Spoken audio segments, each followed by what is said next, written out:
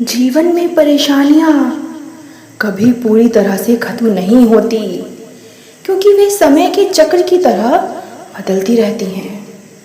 सच्ची खुशी और शांति इस बात पर निर्भर नहीं करती कि हमारे पास कितनी सुख सुविधाएं हैं, बल्कि इस बात पर निर्भर करती है कि हम अपने जीवन। इसी प्रकार से सोहन के जीवन में भी ऐसा ही कुछ हो रहा था। उसके जीवन में पता नहीं कौन कौन सी नई नई परेशानियां हाजिर हो रही थी और सोहन अपने जीवन में बहुत दुखी और अपने जीवन में बहुत परेशान रहने लगा था। ऐसा क्या हुआ सोहन के जीवन में कि वो इतना परेशान रहने लगा?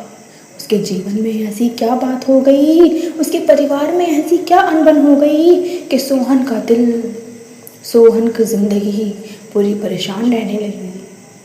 प्यार से कहिए संतोष जी, धन्यकार जी। आशा करती हूँ आप सभी सतगुरु माता जी के आशीर्वाद से बहुत खुश होंगे। दासी आज आपके लिए एक और नई कहानी लेके आई है। आज की कहानी का विषय है जीवन की परेशानियाँ और चाय की केतली। तो चलिए संतोष जी, इस नई कहानी का आनंद लेते हैं और सीखते हैं कि हमें जीवन के लिए इस कहानी से क्या शिक्षा मिलती है। एक छोटे से पहाड़ी गांव में सोहन नाम का एक युवक रहता था। सोहन दिल का बुरा नहीं था, लेकिन वह अपनी जिंदगी से हमेशा परेशान रहता था।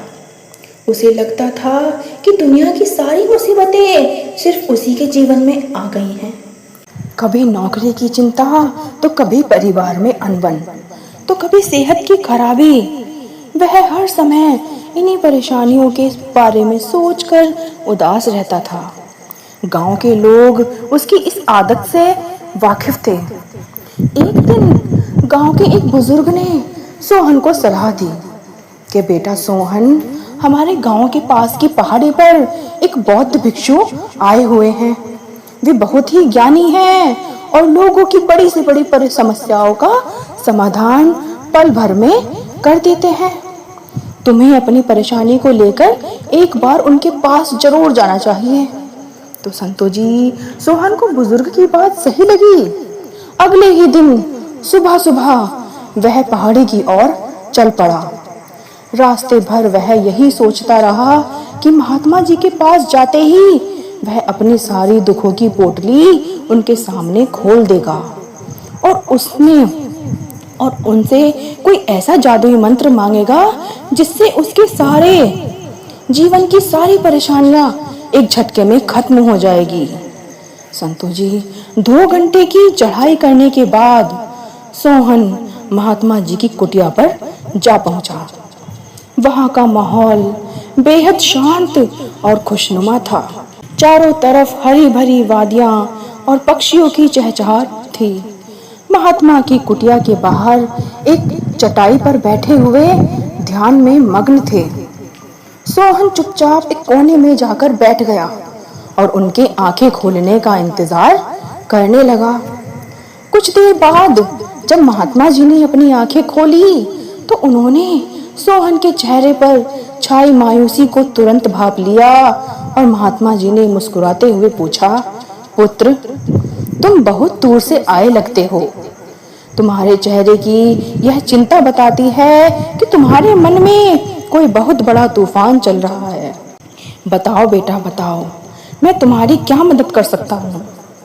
संतो जी, सोहन की आंखों में आंसू आ गए और वह हाथ जोड़कर बोला, महात्मा जी, मैं अपने जीवन में बहुत परेशान हूँ। मुझे लगता है कि मेरी किस्मत ही खराब है। एक परेशानी खत्म नहीं होती कि दूसरी मेरे सिर पर आकर बैठ जाती है। घर में अशांति है, काम में बरकत नहीं हो रही और मानसिक शांति तो जैसे मेरी कहीं खो ही गई है। मैं इन रोज की परेशानियों से थक चुका हूँ महात्मा जी, थक चुका हूँ। कृपया मुझे कोई ऐसा उपाय बताइए जिससे मेरे जीवन में कोई समस्या ही न बचे और मैं चैन से जी सकूं। संतो जी, महात्मा जी ने सोहन की बात बहुत ध्यान से सुनी। वे न तो हैरान हुए और न ही उन्होंने तुरंत कोई उपदेश दिया। वे बस मंद मंद मुस्कुराते रहे। फिर उन्होंने सोहन से कहा कि पुत्र, तुम्हारी समस्या का समाधान बहुत सरल है, लेकिन उससे पहले तुम बहुत थक चुके हो। चलो पहले हम दोनों मिलकर थोड़ी थोड़ी चाय पीते हैं। तुम यहीं बैठो पुत्र, मैं कुटिया के भीतर जाकर दोनों के लिए चाय लेकर आता हूँ। थोड़ी देर में महात्मा जी कुटिया से बाहर आए। उनके हाथ में गर्म पानी से भरी चाय की केतली थी और दूसरे हाथ में एक थाली थी। उस थाली में कई तरह के कप रखे हुए थे। कोई कप चीनी मिट्टी का था जो बहुत कीमती लग रहा था, कोई कांच का सुंदर कप था, तो कोई मिट्टी का साधारण कुल्हड़ था। कुछ कप प्लास्टिक के और कुछ गंदे कप भी थे। महात्मा जी ने वह थाली सोहन के सामने रख दी और कहा, पुत्र, तुम मेहमान हो, इसलिए पहले तुम अपने लिए कोई भी एक कप इनमें से चुन लो। उसके बाद मैं तुम्हें उस कप में चाय दे दूंगा। सोहन ने बिना ज्यादा सोचे थाली में रखा सबसे सुंदर और कीमती चीनी मिट्टी का कप उठा लिया। वह देखने में बहुत आकर्षक था और उस पर सोने की नक्काशी की गई थी। सोहन के कप चुनने के बाद महात्मा जी ने थाली में बचे हुए कपों में से सबसे साधारण और मिट्टी का कुल्हड़ अपने लिए उठा लिया। इसके बाद महात्मा जी ने केतली से दोनों के कपों में चाय डाली। चाय की भीनी भीनी खुशबू हवा में तैरने लगी। चाय का एक घूंट लेने के बाद महात्मा जी ने सोहन की तरफ देखा और कहा, सोहन, क्या तुमने ध्यान दिया कि तुमने क्या किया है? सोहन थोड़ा असहज हो गया। उसने कहा, नहीं महात्मा जी, मैंने तो बस चाय पीने के लिए एक कप उठाया है, इसमें कौन सी कोई खास बात है? महात्मा जी गंभीर होते हुए बोले, पुत्र, यही तुम्हारे जीवन की सबसे बड़ी भूल है और यही तुम्हारी परेशानियों की जड़ है। तुमने ध्यान नहीं दिया कि जैसे ही मैंने तुम्हारे सामने थाली रखी तो तुम्हारी नजरें सबसे सुंदर और महंगे कप पर गई और तुमने उसे ही चुना। तुमने बाकी के साधारण मिट्टी के कपों को पूरी तरह नजरअंदाज कर दिया। सोहन ने कहा, महात्मा जी, यह तो इंसानी फितरत है, हर कोई सबसे अच्छी चीज ही चुनना चाहता है। तो महात्मा जी मुस्कुराए और बोले, हाँ, यह इंसानी फितरत जरूर है, लेकिन यही दुख का कारण भी है। सोहन बेटा, एक बात बताओ, क्या सुंदर कप चुनने से तुम्हारी चाय का स्वाद बदल गया? क्या इस महंगे कप के अंदर की चाय ज्यादा मीठी या ज्यादा स्वादिष्ट हो गई? सोहन ने सिर हिलाते हुए कहा, नहीं महात्मा जी, चाय का स्वाद तो वैसा ही है जैसा आपकी मिट्टी की कुल्हड़ की वाली चाय का होगा। महात्मा ने सोहन के कंधे पर हाथ रखा और समझाया, बिल्कुल सही बेटा, वास्तव में तुम्हें भूख और प्यास मिटाने के लिए चाय की जरूरत थी, कप की नहीं। लेकिन तुम्हारा पूरा ध्यान इस बात पर था कि तुम्हें सबसे अच्छा कप मिले, और जब तुम्हें वह कप मिल भी गया तब भी तुम खुश होने के बजाय शायद यह सोच रहे होंगे कि कहीं यह हाथ से छूटकर टूट न जाए। महात्मा जी ने आगे कहा, अब इस बात को अपने जीवन से जोड़कर देखो बेटा, हमारे जीवन में जो जीवन है वह चाय की तरह है, और जो हमारी नौकरियां, पैसा, मकान, गाड़ियां, हमारा पद प्रतिष्ठा है, वे सब इस कप की तरह है। ये सब सिर्फ जीवन को जीने के साधन है बेटा, जीवन खुद नहीं है। हम इंसानों की सबसे बड़ी समस्या यही है कि हम कप साधनों के चक्कर में इतने अंधे हो जाते हैं कि ये हमारा जो जीवन का स्वाद लेना ही हम भूल जाते हैं। संतो जी, सोहन महात्मा जी की बात को बहुत गहराई से महसूस कर रहा था। महात्मा जी ने अपनी बात जारी रखते हुए कहा कि बेटा, जो कह रहे थे कि तुम्हारे जीवन में बहुत परेशानियां हैं, वे असल में परेशानियां नहीं बल्कि जीवन का एक हिस्सा है। जैसे चाय गर्म होती है और उसे फूंक मारकर पीना पड़ता है, वैसे ही जीवन की परिस्थितियों को भी धैर्य से संभालना पड़ता है। दुनिया में कोई भी ऐसा इंसान नहीं है जिसके पास समस्याएं न हों। अगर तुम इस उम्मीद में बैठे हो कि कोई ऐसा दिन आएगा जब सारी परेशानियां खत्म हो जाएंगी, तो तुम भ्रम में जी रहे हो बेटा, भ्रम में जी रहे हो। सोहन ने पूछा, तो महात्मा जी, फिर इन परेशानियों को सुलझाने का सही तरीका क्या है? मैं कैसे इन सभी परेशानियों से दूर हो सकता हूँ? हम इनसे कैसे निपट सकते हैं? तो संतो जी, महात्मा जी ने सोहन को 3 मुख्य बातें बताई। पहला, स्वीकार करना सीखो बेटा।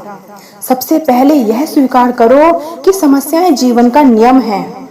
जब तुम परेशानियों से भागने के बजाय उन्हें जीवन का एक सामान्य हिस्सा मान लोगे, तो तुम्हारा आधा मानसिक तनाव तुरंत खत्म हो जाएगा। साधन और साध्य का अंतर समझो। अपनी तुलना दूसरों के कप से मत करो। किसी के पास बड़ा मकान या ज्यादा पैसा हो सकता है, लेकिन इसका मतलब यह नहीं है कि उसका जीवन तुमसे ज्यादा खुशहाल है। अपने जीवन का आनंद लो, यानी जो तुम्हारे पास है तुम उसमें खुश रहना सीखो। तीसरी बात है, नजरिया बदलो। परेशानियां हमें तोड़ने के लिए नहीं, बल्कि हमें मजबूत बनाने के लिए आती हैं। जब भी कोई समस्या आए तो यह मत पूछो कि यह मेरे साथ ही क्यों हुआ, बल्कि यह सोचो कि यह समस्या मुझे क्या सिखाने आई है। महात्मा जी की बातें सुनकर सोहन के दिमाग के जाले साफ हो गए।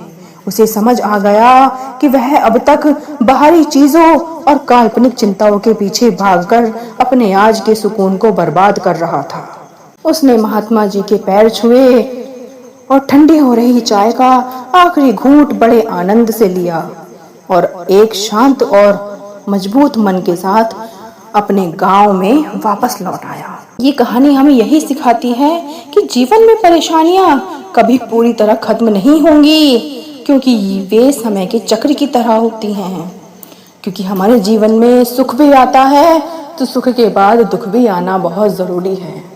क्योंकि हम सुख में सब कुछ भूल जाते हैं, इस भगवान को भी भूल जाते हैं, और जब भगवान को लगता है कि ये बंदा सुख में हर सब कुछ भूल रहा है, तो फिर वह दुख भी देता है। और हर इंसान दुख में हमेशा भगवान को ही याद करता है। सच्ची खुशी और शांति इस बात पर निर्भर नहीं करती कि हमारे पास कितनी सुख सुविधाएं हैं, बल्कि इस बात पर निर्भर करती हैं कि हम अपने जीवन को कितने संतोष और सकारात्मक नजरिए के साथ जीते हैं। परिस्थितियों को बदलने से पहले हमें अपनी मन स्थिति को बदलना होगा। संतो महापुरुषों जी, यह कहानी आपको कैसी लगी और आपको इस कहानी से और क्या सीख मिल सकती है? दासी को कमेंट में जरूर बताएं और दासी के चैनल को लाइक, शेयर, सब्सक्राइब कीजिए। और दासी आपके लिए और अच्छे साथी लेके आएगी। प्यार से कहिए संतो जी, धन्यवाद जी।